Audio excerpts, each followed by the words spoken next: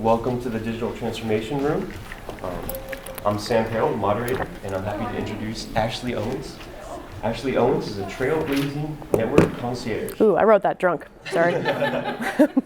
President of Personal Injury Mastermind Conference, offering individuals, businesses effective networking strategies. With a background in personal assistance and business analytics, Ashley runs a thriving enterprise. Her accomplishments have propelled her into roles as a speaker, coach, and trainer, focusing on personal branding and revenue generation through purposeful networking. An inspirational figure, personal growth, Ashley is the go-to resource for enhancing personal brands, expanding networks, and learning from a seasoned expert. So please welcome Ashley Owens. Thank you. Thank you. Hi. The bios always get changed depending on how fancy I feel, so ChatGPT definitely wrote that one. But again, thank you all very much for being here. Again, my name's Ashley Owens. I'm a networking concierge, which just means it's a fancy name for networking so you don't have to.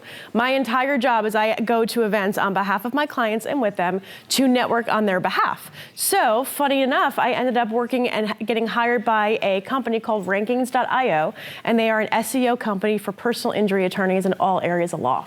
So I'm scooting around with lawyers all the time networking on behalf of this SEO company. So this is a great opportunity to kind of learn about different ways to network, but then also figure out ways for yourself to network effectively. I'm gonna close this door because I made a wrong choice.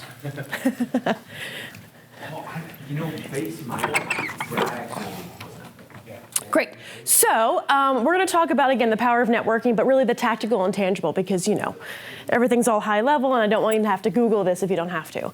So there's some fun facts, because let's get to know each other a little bit, because I know I kind of scooted around and talked to you all. But some fun facts about me is I'm originally from North Jersey, which just means I talk real fast, and I have an Italian mother that I don't talk to. Oh, so we fast talker. We also have the best bagels. Mo gave me a good bagel company. Mo, what was that good bagel place in Dallas? Shug's? Anybody else have a good bagel place in Texas? Because God forbid I find one. It is so hard to find a good schmear somewhere. Next, I used to be a personal celebrity assistant, which means I just have a lot of therapy bills.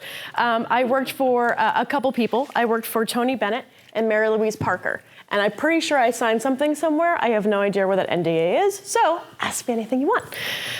Next, I've competed in CrossFit competitions. Not anymore, but I used to. I used to be able to deadlift 225 pounds. I came in 31st place out of 34, which just means I survived the competition. And I'm karaoke champ 2016 and 2021. Thank you, because I outlasted all of the drunk people. Next, I've been in 12 movies as an extra. So I used to work in film and television. I used to work for a casting assistant, or work as a casting assistant. They couldn't pay me. So I got a chance to go onto movie sets. Basically, the coolest thing I learned out of that is how to sleep anywhere. Flat surface, out, I'm good. It's called micro napping. It's great.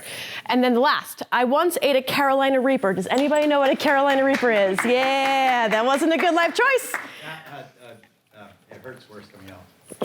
Oh yeah, it's the worst. Yep, so thank you for bringing that up. But yes, yeah, 100%. So the Carolina Reaper is one of the hottest peppers in the world. It was a dare. I don't like talking about it, but I do because it's funny. Life decision. I just got a little influx of that. All right, cool. On a scale of 1 to 10, let's get into the tactical and tangible. On a scale of 1 to 10, how much does networking suck? Because let me tell you, I really don't like people so much. I made it my job. Go ahead. Easier for extroverts. It is. Okay, tell me why. Because I'm an extrovert. All right there, Chad. Tell me more. Tell me more about why you think it's easier for extroverts. I think unless you're a big smiley introvert, Sure. You're traditionally not as approachable, whereas extroverts just approach everybody, that kind of attitude, I guess. It's Sure. about being comfortable walking up to strange situations of people and breaking the ice. Comfort. CRs, all those kinds of things. I think that's a big part of it. Actively giving. Mm-hmm. I think introverts are giving people. They just don't exude to be active. That's not the first thing they do when they have a conversation with somebody. Gotcha. Okay, anybody else? Yes. I would say it's more so extroverts generally gain energy from social interactions. Introverts gain energy from essentially resting from social interactions. Like, I'm an introvert myself, but that doesn't necessarily mean you're not giving. Awkward, I don't try to reach out or speak to people. 1000%. You hit it on the head, is the energy displacement. So extroverts typically get more energy in crowds. Introverts typically lose it. Yes? What's your first name? I didn't meet you before. I'm sorry. Talking directly to you, sir. What's your name? My name is Dan. Hi, Dan. I think a lot of times networking has a context, and some people do very well in one context and then don't do well in another. Sure. Usually it's based off of comfort level. Right. Like me, I'm deaf in my left ear. So if there's loud music playing, everything like that, I want to talk to one person the whole Right. night where I'm not going to contact with 100 people. Totally. Where back before I was deaf in one ear, I just, contacted everybody. But I've also noticed that some people may do really well in a wedding situation, but Sure. not do very well in another situation that they're unfamiliar with. Right. So it's familiarity and comfort, right? So if you know people that are there, it's a lot easier to kind of get warmed up, kind of, get comfortable in that space. So a wedding would be more applicable rather than going to a networking event at the chamber and knowing nobody and having just start random conversations with nothing in common that you know of yet. So for you, are you more of an introvert or an extrovert? Somebody referred to me as a megavert back when I was in my 20s because I'm very extroverted. But then again, I lost my hearing. Can we someone and made Google me that? A lot more careful about talking in certain situations. So a megavert, you mean that you are an Very extraordinary extroverted? Because I just would read people. So I think some people would still say that about me, but Sure. I struggle in certain situations, and I'm just aware I can't hear. Gotcha. Like even conversations around here, what other people are saying other than you, I'm Yeah. struggling to hear. Good. So I just need to be louder and more shrill. Does that work out? Okay, cool. Everybody else just get in my way and yell. Go ahead, did you raise your hand? No. Oh, I'm sorry, I thought you raised your hand. Sir, did you raise your hand? I didn't see, I saw something on the corner of my eye. I could be the demons in my brain, who knows? Great, well, thank you all very much. So around 1 to 10, is it more stressful for you? Because we talked about introversion and extroversion, which is great. So sometimes, and it all depends, I think, on where you are, location. Sometimes you're an introverted extrovert or an extroverted introvert. I think Yes. it also has a lot to do with what you're wanting to get out of the networking experience. Right, the goals, right? That adds the pressure Totally. to it as well, Yeah. which can make it more stressful. Well, it also feels like networking a lot of the times to people, they feel like it's a chore, that they have to do it, and it's a transactional thing. Networking isn't transactional. Networking is a marketing opportunity, not a sales activity. It's kind of like, you can have sales without networking, but you can't have networking without, you can have the other way around. You can have, you got it, okay. Let's finish this coffee that has vodka in it. All right, so here's the reality. Okay, let's kind of baseline the kind of networking people that you want in your life. So the biggest thing about this presentation is really getting to know you and setting the boundaries and the standards for who you keep in your circles. So first thing is, you gotta recognize that the people that you wanna keep in your army is only people who genuinely care are going to talk to you and not at you, like an Italian mother during Christmas time asking when you're gonna have kids. Only people who genuinely care are gonna help you anyway. They're going to want to do something for you in some form or fashion. Hey, I saw this article for you. Hey, I saw this job posting. Hey, I wanted to see you after, the last event because you were so cool to hang out with. They are giving in some form or fashion. You know those people, you can pick out 5 in your phone right now. Only people who genuinely care were gonna ask you for realistic favors. They're not gonna ask you for $5,000 for a sponsorship for something that you've never heard of. They're not gonna ask you, hey, can you give me a recommendation to this company, and you've met them one time. You know those takers. You know them and you know it in your gut. So before you even think about talking or think about engaging with somebody, if they don't hit these 3 criterias, on the nose, then they don't belong in your network. Okay? This is the standard, this is the boundary that you have to hold because they can feel very transactional, because it can take all the energy out of you. So at the very foundation, start with this. So, what is the maximum number of people we can maintain relationships with and have social interactions with, if you can guess, number-wise? 150. Oh, why do you cheat so fast? At least give them some chances. What were you thinking? I was going to say some finite number. Infinite number? Yeah, because I feel like people who generally care will also generally give you the respect of not taking up more time than Sure. they should. It's a great point, right? So you want to be able to maintain, the only way we can actually do 150 is that people will come in and out of that, right? But you can't maintain more than 150. So say Aunt Deborah said something stupid during Thanksgiving, she's out of there, right? So the point is you're able to put people in and out of these slots, but you logistically cannot maintain more than 150. So when you build your network, you don't want to exceed 150 people on your CRM list that are the people that you know, you like, and you trust, because it's actually impossible for you in your brain to be able to maintain those relationships. So let's say, for example, now this is throughout your entire life. Right? This is 100 people throughout your entire life. You can still say, hey, I know my kindergarten teacher, she was awesome, but she may be kicked out of the club until 6 months later where you see her at a coffee shop, right? But are you maintaining those relationships actively and proactively? So remember, what does that mean? Also, at 150, you don't have to talk to every single person if you don't want to. That means you have those boundaries. That means that's the foundation of who you want to speak with. And you can only fit 150 people in those slots. So who do you put in those slots? So this is the qualities of a power networker. Has anybody ever heard somebody call themselves a power connector or a power networker? On LinkedIn, when they put it in their titles. No? If you ever hear somebody say, oh, I'm a power connector, I'm the one that people go to, run! It's like telling people that you're a subject matter expert in something. I not one time said I was an SME in anything. I've got plenty to learn. I haven't put the hours in because of my age, right? So when you see somebody who proclaims that they're the best at whatever, look at their tax report, right? So take a look at the qualities of a power networker. This is just to give you an idea of somebody who you recognize, who is very well connected, who does give, who does provide service, who does provide a help to you in some way without asking anything back. Okay, these are the qualities. They're credible, right? They know what they're doing. They produce the service that they offer, and they do what they say they're going to do. Curiosity, they're asking questions about you. Okay? They don't even let you ask questions about them half the time. They're very much engaged and curious about your life, curious about your problems, curious about the relationships that you have, naturally curious because they want to truly and deeply get to know you. And then competency, right? They're competent. They're not going around and saying, oh, I'm going to make an introduction to this person, and then they completely fall off the edge of the earth, right? You know those flaky people. So the people that you see that you want to be around that are the center of influence that will truly want to help you, they have to have these three qualities: credibility, curiosity, and competency. And I'm pretty sure you know these people in your life that don't proclaim that they're a power networker. They probably don't even network, okay? They just have those qualities. All right, story time. Everybody knows who Paul Revere is, right? We did the 11th grade history. Okay. Anybody know who William Dowes is? No? Okay, cool. Perfect. This makes my point. So, the story is Paul Revere, obviously, raised a militia. He rode through Boston in 1775. He rode north, and he ended up starting the Revolutionary War with, his big speech. William Dowes did the exact same thing. Except he went in a different direction. The direction doesn't matter. The problem is that the reason why history remembers Paul Revere is because Paul Revere was an information broker. He is somebody who can connect unrelated groups of people and to get to when he reached that small town. So the news then spread wildly and quickly because he knew what people to talk to.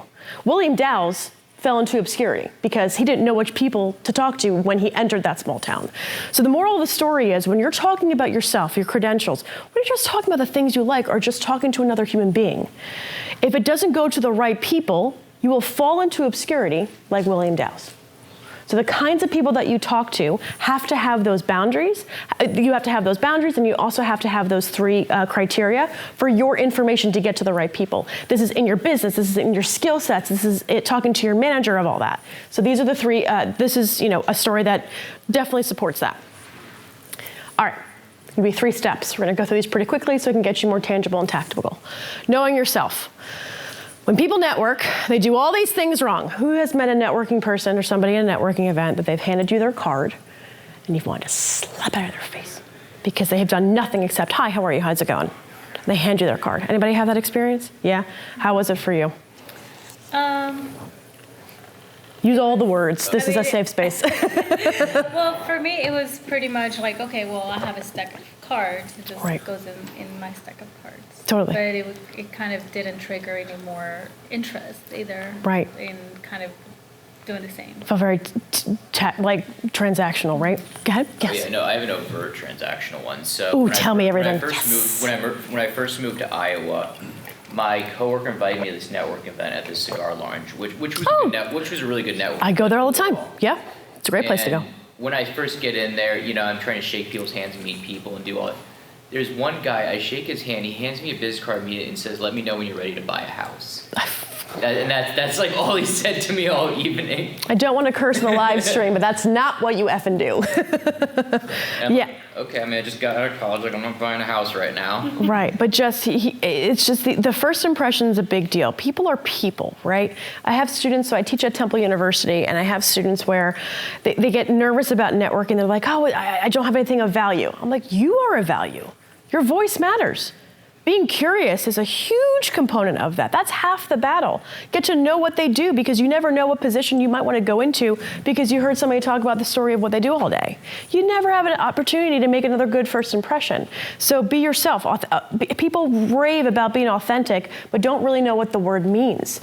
They think they have to put a persona out there of what they believe is authentic, and sometimes looking into yourself and having a right mindset is the only way to actually be okay with being authentic. And that takes people a long time to understand, and also value. It took myself a long time. I was working 23 jobs after I graduated college. Never got fired, mergers, acquisitions, and budget cuts, completely out of my control.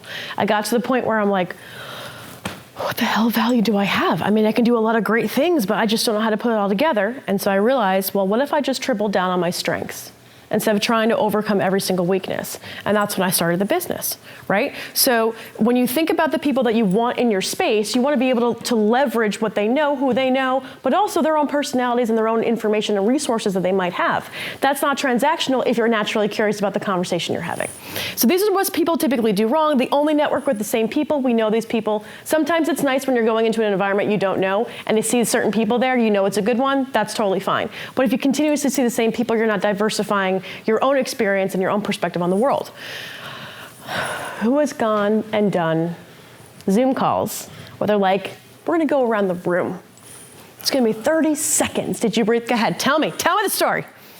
So I just got out of I don't know if I call it an incubator program, I've done that as well. Mm-hmm. It was like, I guess, somewhere between incubator and accelerator. Okay. And it was just a state-funded course on how to learn your business better. And Yeah.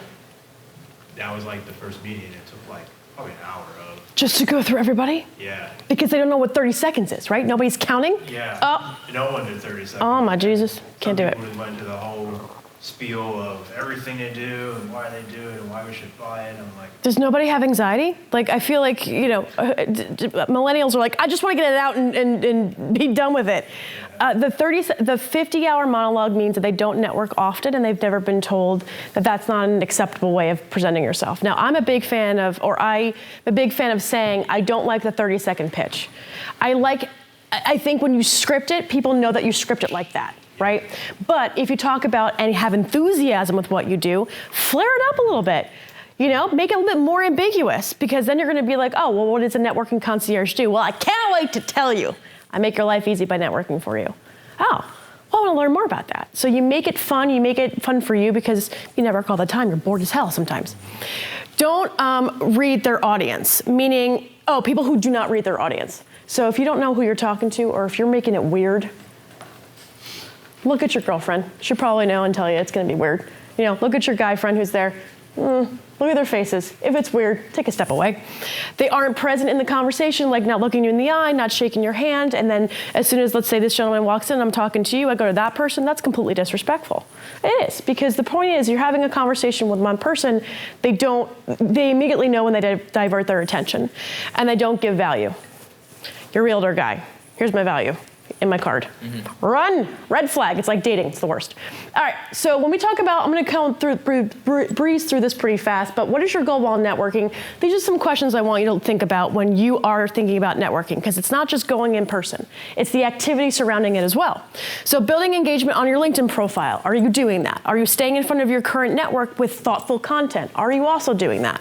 These are just ideas. Are you building new professional friendships? They don't have to be transactional. Do you like the person you're hanging out with? Can you have a cup of coffee or a beer with, depending if you drink or not, and actually talk about life? Because sparking conversations can come from that. Go ahead. So I just want to make a comment and then Sure. the question. So Sure. the comment is, as a we're only like 3 years in business. Yeah. Oh, congratulations. When was your 3-year anniversary? February. Damn, it's almost 4. And the struggle we're having is just marketing and sales, kind of like the Yeah, normal yeah. we do. And Go ahead. the expectation is, I've noticed, I don't think I'm a sales guy, Sure. but I was able to close all the current clients we have just through free consultations through Facebook, really just understanding the issues and my quote unquote cost is, and this is what we do. Toward, and people seem much more receptive to that. My question is there a person, a sales guy, high generalization sales guy, that does that? Like more relationship sales? Yes. Right behind that camera. It's exactly what you did to me. So Jared of Signature Style Media, they are the #1 video place that I use when I do presentations like this. Because Jared never sold me. I had an issue. I reached out to him. I'm like, I got an idea. I got some things I got to work out. And this guy put together an entire presentation that was completely dedicated to and customizing it to me. As you can tell, I steamroll through conversations. I'm pretty intense sometimes because I'm very excited. He's the only one I've ever met so far in working in the media, in this spot, who knows how to manage that personality, reel it in a way that is the best thing for me. And I will sing their praises every day of the week, right? You got to know them first. So when you're thinking about the typical salesperson, it's usually the transactional piece. My 2 mentors did exactly what you do. I am not a good closer until I'm a good closer, right? Until you need to be a good closer. So I built an entire business off of networking because I'm Irish Catholic and asking for money is stroking me out, right? But you can absolutely do that. And I've been very successful being able to say, here is the value that I have, here's the service that I offer, here's how I think I can help you. And it's all about being of service. When you think about people who are needing to close, normally it's already warmed up. You went full cold. So there is a networking opportunity involved in that. Or, hey, we may not be a good fit, but let me introduce you to somebody who might be on this end, this end, and this end. Because I guarantee you, if they go to that person and that person doesn't reciprocate the same common courtesy, they're gonna come right back to you. That's exactly what we do. It's like, there it is. we're a very niche thing. Yeah. And a lot of people are coming to me like, oh, I want general marketing. We don't do that. I know a guy. Yeah, and then if, depending on the relationship, you can also say, I mean, you can do a referral agreement. I typically don't, just because I just want to build that networking equity with them. But that is the #1 way you're building the know, the like, and the trust factor, which is so important when you're doing sales in any form or fashion. So you're going about it the right way. It's going to be more of a marathon than a sprint, but you're going to get bigger deals because of it. Now, if you decide to look at different tactics, what I would suggest you do is look at the DISC assessment and see if you can start learning how to read people a little bit further along so you can get to the actual heat of the issue rather than guessing. So if you understand the EQ of most people, you'll be able to then curtail the conversation around how they make decisions. And once you know that, you can present it in a way that makes sense for them to make a decision, to create some form of urgency. So if you think about the DISC assessment, D is high dominant, I is influence, S is steady, C is conscientiousness, right? I don't study DISC. I love it when I have a chance to look into it. There's a tool that I'll talk about at the very end that actually goes through all of the LinkedIn profiles and presents to you what it thinks it is, what that person might be EQ-wise. It'll also give you a way of how to pitch them, how to ask for a meeting and all those things based off of what they think that their EQ is. So using the tools to help you with that are also really great, but don't ever change what you're doing. Adjust, right. Tighten, but don't ever change the methodology of what you're doing because it is the #1 way that I've seen the most successful people get there. And then when you want to scale and you want a shark, then you get a shark, but they got to be with another shark, right? Cool, awesome. All right, step 2, understanding your audience. You are building an army. Okay, you're building an army of people that are going to advocate for you when you're in the room. I used to be a blonde. I was going through a thing. Just ignore the picture. So the best part about building an army is like, who do you want as your soldiers? Who do you want as your lieutenant? Who do you want as your general, right? So when you're thinking about the 150 people, you're building an army. But they can only fight for you if you fought for them tenfold. If you've earned that respect. So as long as you think about people in your life that can help you and support you, just like you would go 1,000 degrees more to help them and support them, you'll never fail. They won't let you fail. So that's why you want to think about building a network is building an army. So we talked about introversion and extroversion. I can skip through this, but this is just really give you a glance of how you would work with each other, right? So for my introverts, you can, just things to pay attention to when you're working with extroverts.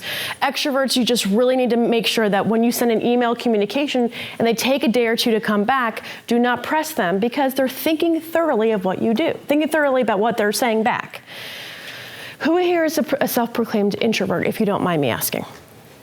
Introversion. I think Okay. I'm an introvert. Yeah, it depends on the day, right? Yeah. Depends on did you have your coffee? Love-hate relationship with it. Same. Do you realize how I'm like I ask all the introverts to raise their hand, which is like the worst thing to do. But let me tell you about, and the reason why I do that is because introverts are better networkers than extroverts, and I'll tell you why. Yeah, you've heard that too? Mm-hmm. Yep. So introverts are better networkers. You're better than me because when you have a conversation with somebody, you are one-on-one and you have the most focus. You are very intentional about the things you talk about. You're very intentional about the questions you ask. You're very intentional about the follow-up, and you don't have any of the fluff involved because it doesn't fit your personality type. So when you think about the kind of relationships that you're building very strategic, thoughtful, and proactive ones because you know specifically how they can help you or how you can help them. Otherwise, you'll have no interest in it naturally. So when you think of extroverts scooting around and being loud and obnoxious, just remember their introverted counterpart, which they obviously will probably have, or their introverted friend is usually the one that you want to talk to have a serious conversation with. But there are ways as an extrovert that you can pull back. It took me a long time in the very beginning to really understand how to active listen. Okay, I had 2 digital talk shows when I was in Philadelphia. And I interviewed professionals that networked. And so the whole point of it, the show was called Connect to Success. I had the privilege of interviewing these people, and I would ask them questions and the whole nine. After the first episode, the first season, the first episode, I looked back and I was like, I'm never going to watch myself again. I talked too much because either I was nervous or I was excited or I tried to relate with another story in some form or fashion. That was the best masterclass I ever got because it wasn't about me. And I knew that going in, but now I could visually see how I subconsciously made it more about how I could provide them value rather than what they were providing to the audience. So I stopped watching, and then for 2.5 years, I interviewed 6 people a week, and I got a chance to learn how to active listen because the show was about them and how they wanted to come back and their experience. So when you think about the things that your shortcomings essentially, think about how you can do some repetition, something softly and quietly, if you need to. For my extroverted or introverted wonderful clients, one of the exercises I have them do if they're trying to figure out their pitch, hey, come on in. Oh, no, okay, cool. So one of the exercises that I give them is that I will ask them and say, hey, find a speed networking event. They're like, oh my God. I said, I literally just want you to go. I know it's a Band-Aid that you're ripping off. I know you're gonna be exhausted after, but if you're worried about what you wanna say in your pitch, here's the only thing I want you to do. You're gonna be in a room with like 25 people. All I want you to do is say your pitch that you like, and then watch their reaction. If their reaction is meh, or like, oh, interesting, capture it, change it, enhance that part of it, go to the next person. So by the time you've adjusted it throughout the entirety of the 25 people, you've got your pitch. You don't have to network while you're there. You're just literally using it as an exercise. So sometimes certain instances will allow you to get, get further based off of things that make you uncomfortable. Okay, so who are you networking with? These are the 3 pieces of kinds of people you want to network with. Strategic partners. We all know who strategic partners are, right? People who share your clients with you. So for example, a real estate agent and a divorce lawyer are fantastic strategic partners. Why do you think so? What do you think? Divorcees looking for new houses. Boom. Absolutely. They're either upsizing or downgrading depending on the agreement, right? So the goal is that they are coming into an environment where they need you and they need this person as well. Look at the life cycle of your clients. Who else would they have to go to with the problem that they're coming to you with? Not a vendor, not somebody that's in the same industry, but somebody similar, right? So those are your strategic partners. Those are your A and your B team. Subject matter experts, people who are better at the thing you want to get better at, because they have a very open, wide, and also very niched, sometimes very niched network. And when they're presenting, like myself, or when you've got a bunch of speakers, they obviously have influence in some form or fashion. They may have an answer to your question or to the vendor that you're looking to meet. So having and talking to SMEs is a great way of being able to expand your network. Your current network. When was the last time you called your current network? People you've already built relationships with. Good. When? Dude, something we've done is like one of my like marketing initiatives at our company.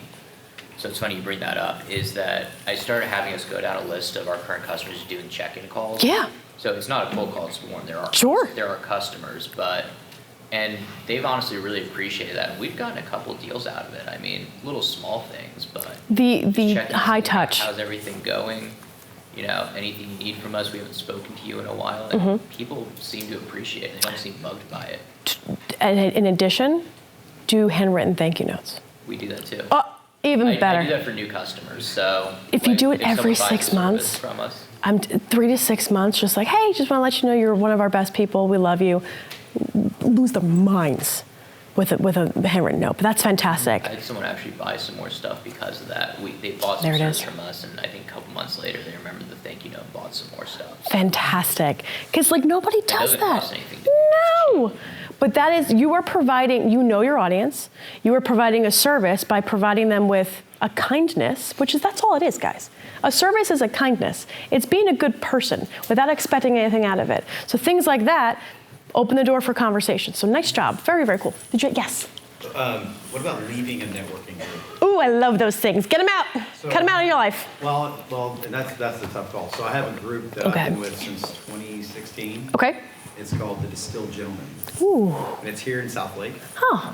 And it's a lot of the guys that have everything from wealth management companies to like my insurance agent, Bill Tate State Farm. Sure. Scratch Kitchen, the #1 caterer in the U.S., the guy that caters for the Texas Rangers. Oh, very cool. You know, so it's a great Very group of influential guys, and people, I've been yeah. in that group for so long, and it's kind of an interesting concept. But basically, you bring a bottle of bourbon. Yeah.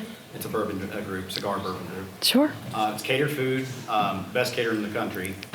But the challenge for me personally is I've been in that group so long. It's a one day of the month, at the end of the month, that I have to set aside. That's really difficult because I could be out of town training or doing something else. Sure. So I have to. So it's inconvenient, but it's also the fact that originally when I got the group, I had established relationships with clients, and now it's like it's the same guys, same conversations, Sure. same fraternal. It's still fraternal, Sure. that kind of thing. But you got to a point where it's like, where am I? I don't have a lot of options or a lot of things I can spend my time at, Sure. especially outside of the work commitments and the family commitments. So, when do you decide at what point it's time to move on from a group or a networking group and things like that, like even a BNI or a Yeah. chamber Yep.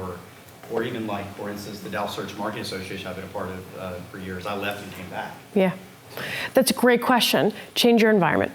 So what I would do is before you leave is pick the top 5 to 10 guys that you really relate to the most and separate yourself, from them and have one-on-one meetings with them first. Because when you have a one-on-one meeting with them, you're actually going to come in with a bunch of questions of like, how can I support you? Here's what I'm looking for. Love to know about your other things that you're working on, because I'm pretty sure those conversations aren't always being had in a group setting.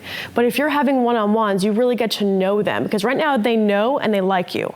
The trust, I'm sure, is there, but I don't think in a way that you could really reach out. You could really do it. You could do it better when you're going on one-on-ones. Pick the top 5 guys. And if you still feel that way, then it's time to leave. Otherwise, in the group setting, it's a little bit harder to really get to the nuts and bolts of how you want to have that relationship with them, because it's like the average of all the people in the room. And bourbon's involved. So, You have to take into consideration this is professional networking. I understand. There is an ultimate goal. I'm sure. It's not just a drink or Agreed. those types of things. But Professional networking can also lead into being settling for what's available, right? Meaning, so if it can get stale. My presentations get stale sometimes. My relationships get stale sometimes. So before you leave, take a few people that you really want to know, like, and trust, and have one-on-ones and be like, hey man, I'm looking to chat with you more about this. There may be things they haven't been able to tell you in a group setting that they can tell you now. Start with that first, and then take your leave. Otherwise, leave. Yeah. But ask them, what other groups are you a part of? Because most of these groups, most of networking groups will have a Chamber. chamber. Well, the Dallas Chamber is actually very nice, but some of them will have they need to bring guests to their next meeting. BNI, hit or miss depending on your. You know, I tried those are tough. I can't do it. The whole concept, the whole passing, it's just. It's very culty. Sorry. Yes. But there you go. That's the problem with it. very culty. Yeah. So I completely agree with you. Sometimes going lone wolf is okay, and having more one-on-one Zoom meetings for people that you can reach out to on LinkedIn is usually the game changer. So before you leave this group of people, go ahead. I failed with I had this Dallas Marketing Club, my Dallas office. Oh, did you? And the people that showed up was just these, it's like Degenerates. not a side hustle type thing. It's Sorry. like, bro, that's not even Got a that business mic. idea. Like, it's just the worst idea. It's tough. Worse than going to a BNI and having nothing but prepaid legal people. Anyway, good on. You know what you can also do is take the top 10 people that you know, like, and trust. Start your own private thing. I did that.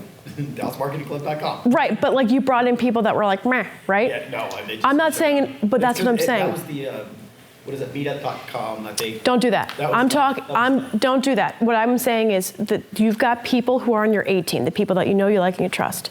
Pick 10 that you can call up after this meeting and say, hey man, I want to get to dinner. I've got 10 people with us. I just want to talk to you guys about life, about what's going on, and start doing that.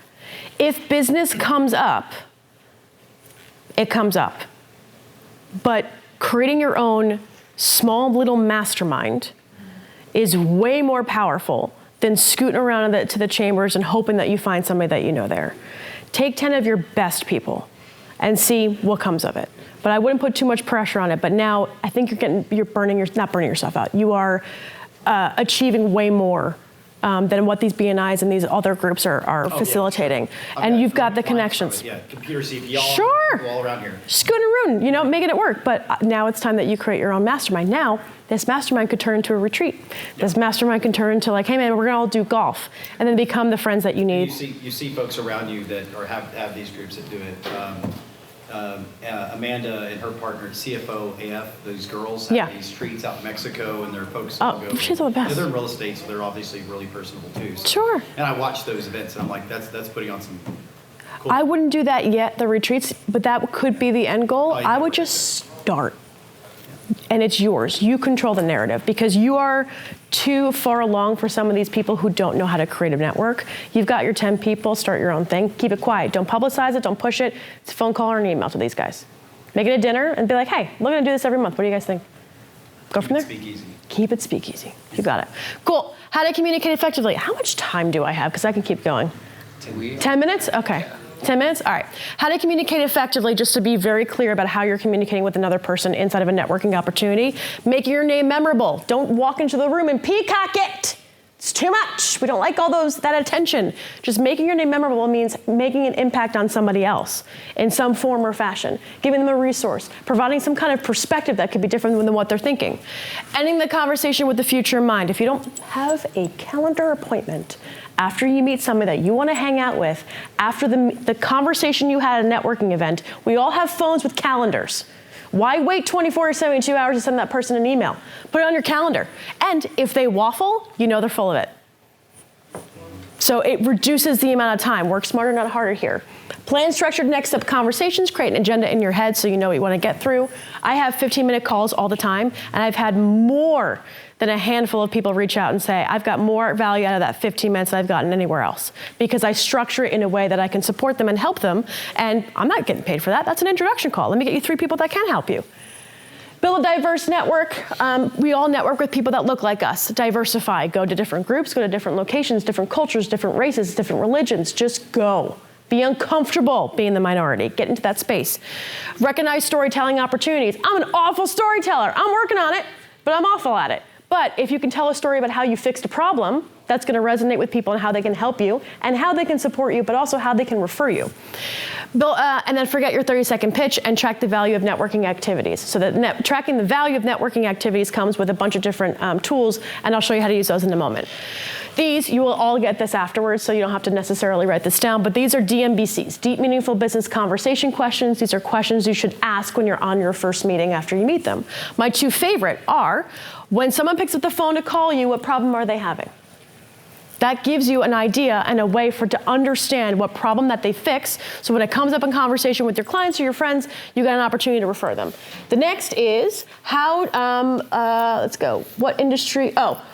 What are you struggling with the most right now? The reason why you ask that is because now you're building networking equity. If they are struggling with, man, my CPA sucks, or you know what, we're actually looking to hire, and you have that fix for them that's outside of your industry, you're building networking equity, because now you're introducing people to your A and your B team.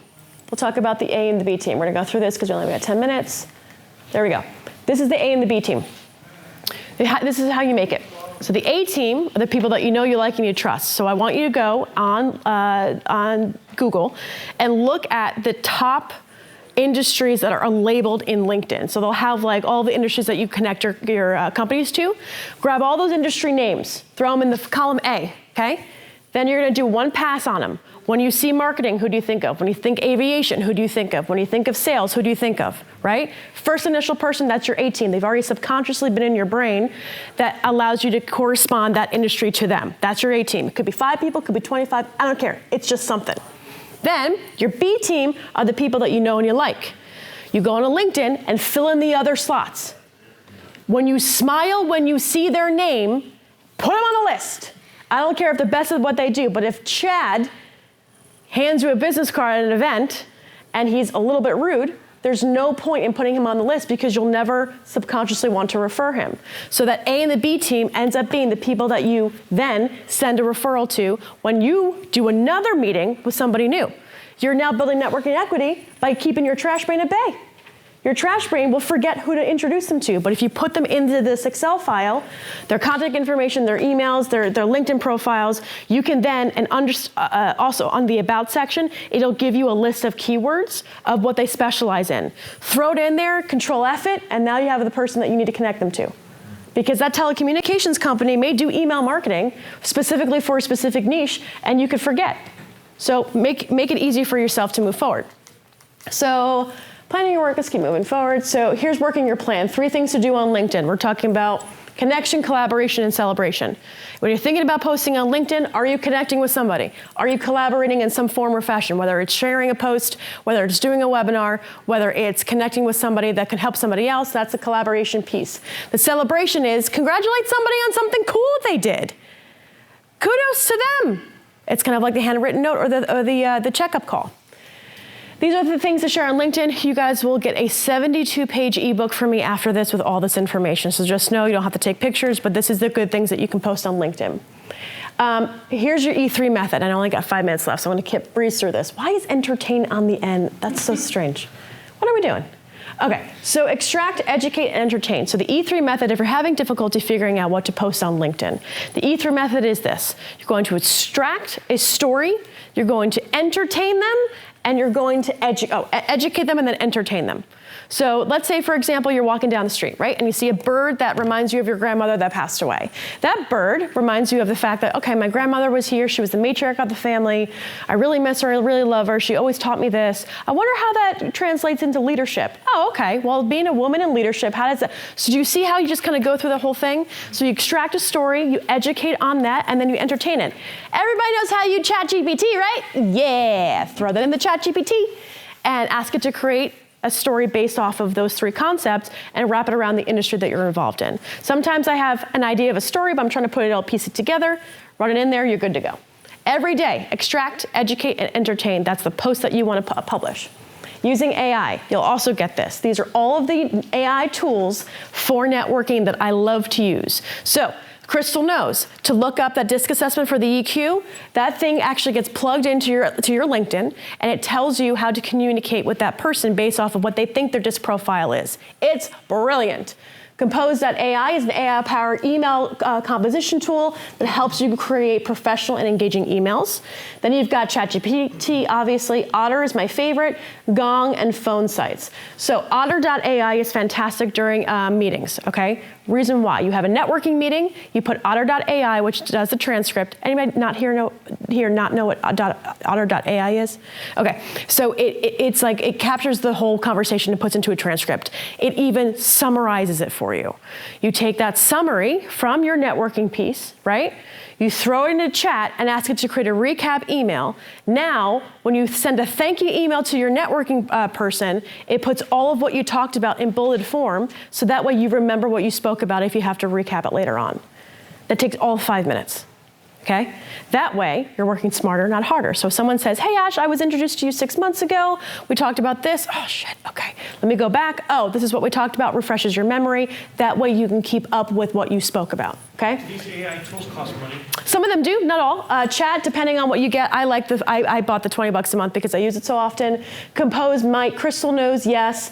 Phone Sites does, and I believe they all do. But they also have free, what's it called? Free trials. Yes. I believe there's a very limited free version of Firefly AI, which is very similar to Otter AI. Yeah, yeah. So like, I think if you need it for like a whole team, you'll It's a have little to bit pay easier. for it. But I think if you're just using it for like an individual, you're using, or I think gives you like a limited number of transcriptions a month for free. Correct. I don't remember how it works. I just know there was a free version that we used before we paid for it. It's the best, yeah. Otter, the reason why I like it, because it does capture, I have, especially when you're in a meeting or when you're in a conference or when you're trying to learn something and trying to extract information, ask the right questions, taking notes and doing that at the same time can absolutely confuse you or miss something. This allows you to be more engaged, more focused on what the conversation that you're having. So that's why I love using it.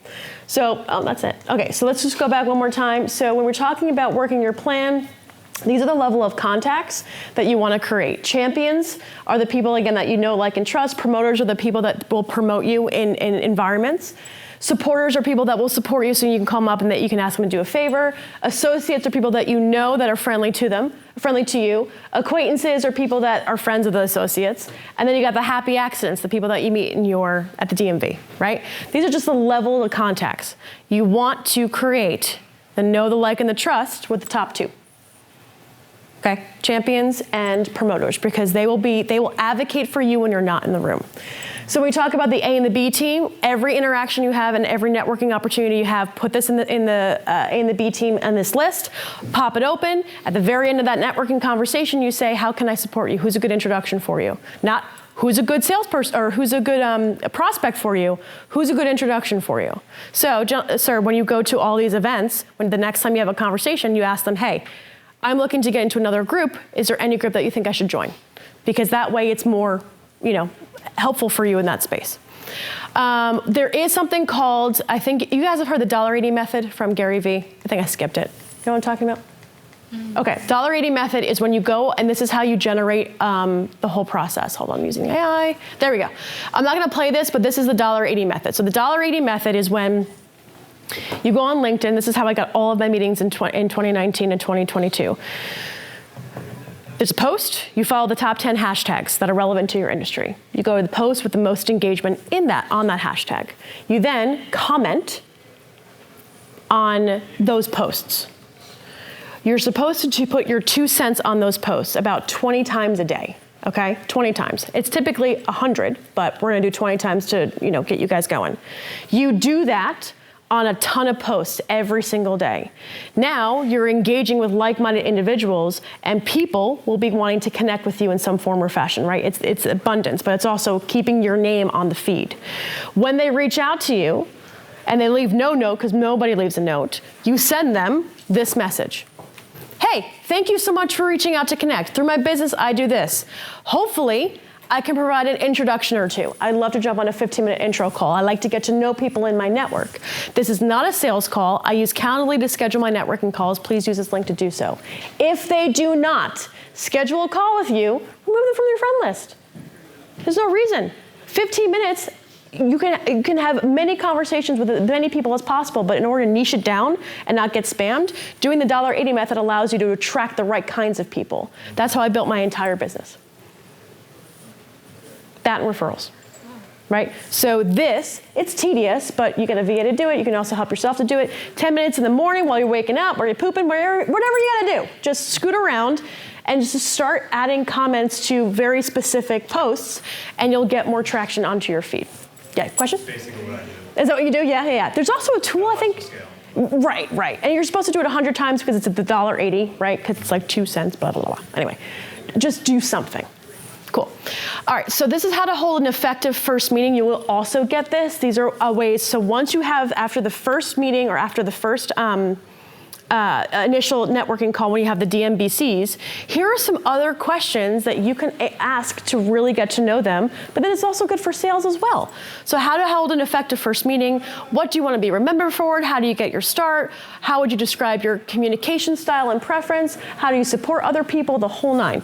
The reason why this is here because it goes deeper into it to hold an effective, so you're not just being like, oh, what's your favorite color? Nobody wants that. So tools and resources, these are the tools that I use every day. So phone sites is, you'll see it when you scan the QR code, but it's a digital business card and it also follows up with an email. I love it. I'd be happy to give you a code for it.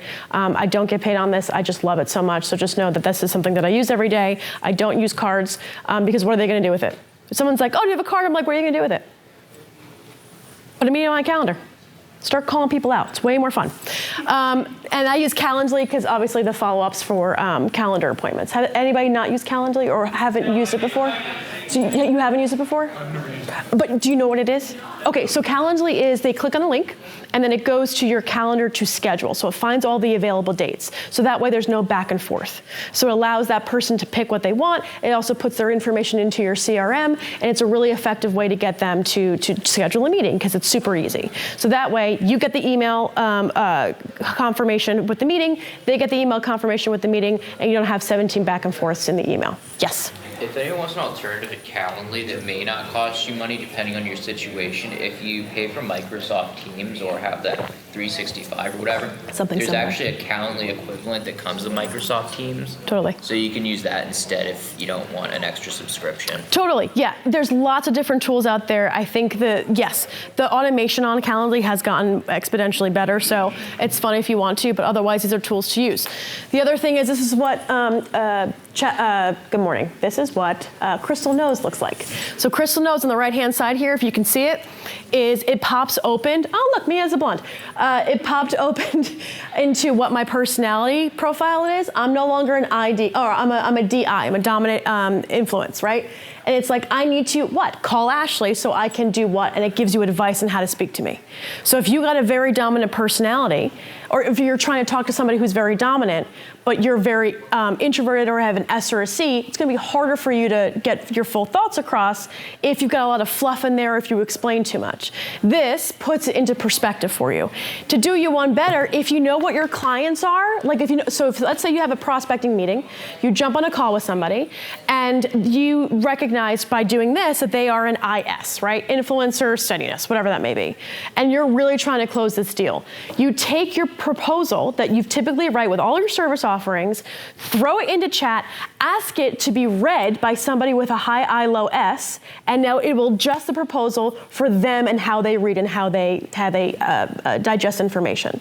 I've gotten multiple opportunities because I just changed the way that I presented based off of their EQ. So that way, and even when you've got clients, if anybody here is a consultant, you can have, when you have your meetings, grab Otter.ai, throw it in a chat to summarize, and then ask it to be read by somebody who's in this and this and this. Make sense? You're using the tools. What program is that? This is called, what's it called? Crystal Knows. Yes. Does it only work for LinkedIn, or does it accumulate information? You know, there's a function inside of your email too. So LinkedIn is the main source, and then I think they've expanded, but this also gets jumped into your email. You guys will all get these links, by the way, by the end of this. What do you think of those QR code cards, business cards? I'll show you. Beep, beep, beep, beep, beep. All conclusion because we're running behind, but here's the card. You'll see it come up. So when you scan this business card also has it'll pop up this QR code on your phone, and the QR code is called phone, digital business cards called phone sites. Yep, phone sites. And you'll also get an email with that as well, just because so many people ask me about it. Yep. So you'll see a button that says Exchange Info. You're going to click on that. My contact information now gets saved into your phone. Just make sure you click Save. It will then ask you to put your information in, and then you'll get an email with all the information we talked about today. I know I'm running behind. Does anybody have any questions? I'll be here for a little bit before we end. Well, thank you all very much. Thank you, thank you, thank you.